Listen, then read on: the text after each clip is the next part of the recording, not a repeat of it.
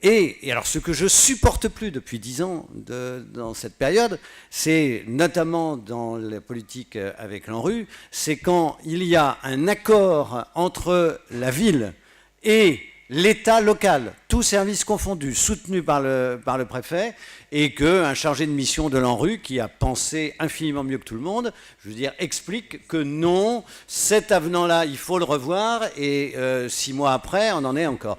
On s'aperçoit, et les bailleurs se sont aperçus notamment, USH et compagnie, que à partir des années 2000, fin des années 90, on commence à avoir une hétérogénéité sur le territoire, entre des territoires fortement tendus, d'autres extrêmement détendus. Si on a en ligne de mire, ce qui viendra un peu plus tard, le parcours résidentiel, et qui est, nous semble-t-il, quand on a échangé entre nous dans nos villes, la véritable préoccupation et le véritable objectif des maires et évidemment des responsables de PCI. Ce parcours résidentiel, il inclut évidemment le rôle essentiel du logement social en général, beaucoup du logement locatif social, voire très social, et puis un peu aussi toute la partie accession à la propriété, ou en tout cas les différents produits qui existent, notamment comme le PSLA, et qui font qu'aujourd'hui, on est en capacité d'avoir des parcours, de travailler sur des parcours résidentiels à partir d'un spectre plus large de la population qu'on ne pouvait le faire il y a quelques années.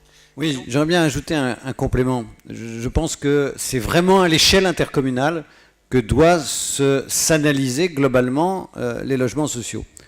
La réflexion d'Olivier tout à l'heure sur le fait que les dispositifs législatifs et réglementaires nationaux en matière de logement sont trop souvent conçus et vécus à l'aune des difficultés particulières de l'Île-de-France. Qu'on soit vraiment dans du cousu humain sur les politiques de l'habitat, moi me paraît vraiment une nécessité, sans rien enlever des grands objectifs nationaux, mais en étant capable de contractualiser sur des bases précises et de faire confiance aux gouvernances intercommunales, notamment dans la mise en œuvre des PLH. Quelle égalité face au logement, quelle égalité face à l'emploi si on laisse se tertiariser nos villes.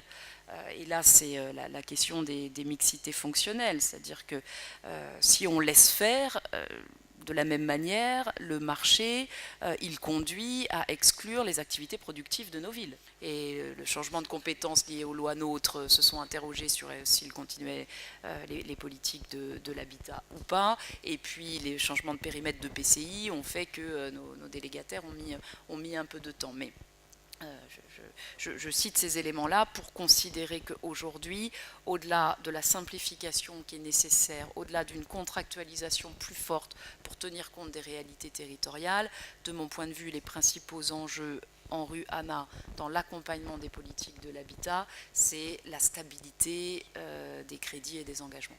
Pour ce qui concerne tout le fonctionnement de l'habitat, du loyer jusqu'au robinet, jusqu'à la facture d'eau, c'est quelque chose qui me paraît utile pour les ménages qui sont les plus en difficulté. Et ça, construire ce guichet unique, ça veut dire devoir concentrer les compétences. Non, pour ma part, très favorable à ces deux propositions. La première sur le fait d'étendre aux communautés urbaines la capacité qu'ont les métropoles de négocier des compétences sociales avec les départements. Je pense que ça permet d'aller plus loin dans la logique intégrative et que quand c'est le projet politique qui guide ce type de transfert, il faut que les choses soient possibles. Ça a bloqué dans un premier temps lorsque les changements de statut étaient liés à des bonifications de DGF. Concrètement, ce n'est plus le cas aujourd'hui, donc je pense qu'il n'y a pas d'obstacle à venir aligner la capacité des communautés urbaines à exercer des compétences sur le modèle des métropoles.